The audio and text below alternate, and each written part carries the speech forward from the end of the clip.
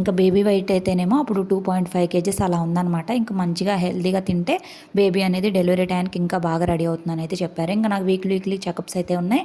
అంతా బాగానే ఉంది, అంతా బాగానే జరుగుతుంది, ఓకే అంతా బాగుంది. ఇంకా నాకు డెలివరీ టైం అయితే దగ్గరకు వచ్చింది. మధ్యలో నాకు బర్త్డే అయితే జరిగిందండి. బర్త్డే మాత్రము ఎంత గ్రాండ్గా చేశారంటే మా అత్తయ్య వాళ్ళు ఆ సెల్లార్లో అపార్ట్మెంట్ వాళ్ళందరికీ నైట్ టైం చేశారనమాట. కేక్ కటింగ్ చేపించి మా మామయ్య అందరికీ కేక్స్ సపరేట్గా బాక్సుల్లో ప్యాక్ చేయించేసి అండ్ నైట్ టైంకి టిఫిన్స్ లాగా గారెలని ఇంకా వేయో తెప్పించారు, ఇప్పుడు నాకు గుర్తులేదు.